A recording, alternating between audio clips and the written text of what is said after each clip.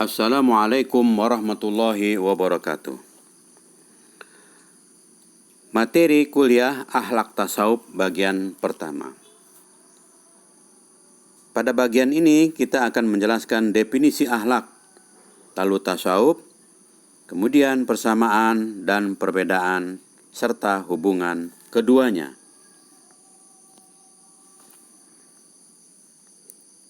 Pengertian akhlak. Secara bahasa, akhlak diartikan sebagai tingkah laku manusia. Kata akhlak berasal dari bahasa Arab, diartikan tingkah laku, perangai, atau kesopanan. Kata akhlak merupakan jamak taksir dari kata khuluq, yang sering juga diartikan dengan sifat bawaan atau tabiat, adat kebiasaan, dan juga bisa dimaknai dengan agama.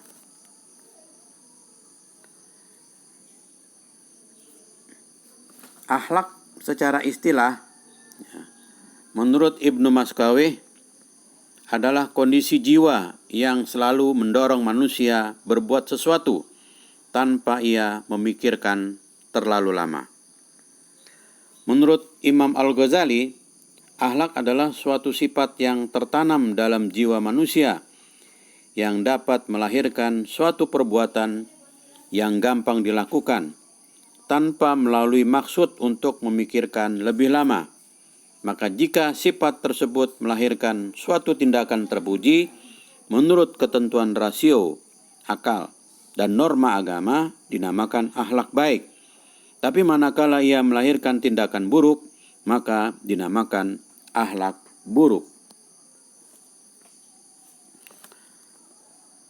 Sekarang pengertian tasawuf. Yang pertama, tasawuf berasal dari ahlus suffah, yang berarti sekelompok orang di masa Rasulullah yang hidupnya banyak berdiam di serambi masjid dan mengabdikan hidupnya untuk beribadah kepada Allah. Yang kedua, tasawuf berasal dari kata sopa, yang berarti sebagai nama orang-orang yang bersih atau suci.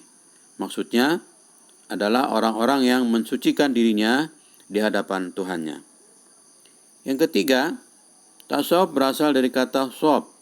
Makna sob itu dinisbahkan atau dihubungkan kepada orang-orang yang ketika sholat berada di sob atau barisan terdepan. Yang keempat, tasawuf dinisbahkan atau dihubungkan kepada orang-orang dari Bani Suffah atau suku Suffah. Yang kelima, tasawuf dinisbahkan atau dihubungkan dengan kata atau bahasa Yunani, yaitu soufi. Istilah ini disamakan maknanya dengan kata hikmah, yang berarti kebijaksanaan.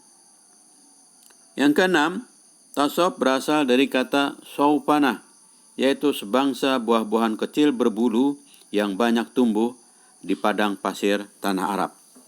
Pakaian kaum sufi berbulu seperti buah pula dalam kesederhanaannya. Yang ketujuh, tasawuf berasal dari kata suf, yang berarti bulu domba atau wool. Biasa yang digunakan oleh orang-orang sufi atau orang-orang yang jalan menuju Allah sebagai lambang kesederhanaan.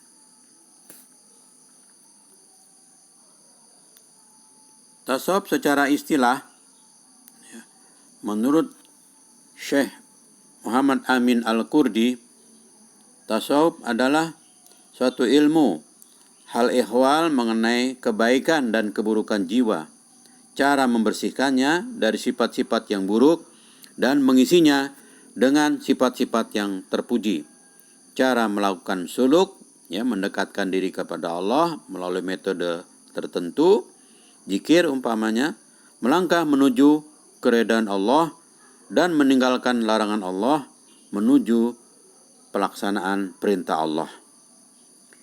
Imam Al-Ghazali mengemukakan pendapat Abu Bakar Al-Katani, tasawuf adalah budi pekerti. Barang siapa yang memberikan bekal budi pekerti kepada dirinya, berarti dia memberikan bekal dalam tasawuf. Hamba yang jiwanya menerima perintah untuk beramal, maka mereka akan melakukan suluk dengan nur atau petunjuk Islam. Sekarang kita pahami mengenai persamaan dan perbedaan. Persamaan akhlak dan tasawuf sama-sama membicarakan perilaku atau perbuatan baik. Perbedaan tasawuf bagaimana membersihkan hati agar selalu berzikir kepada Allah, tidak tergiur oleh duniawi. Sedangkan akhlak merupakan refleksi atau cerminan tasawuf, sehingga tingkah laku dan perbuatan manusia sesuai dengan perilaku Rasulullah Sallallahu Alaihi Wasallam.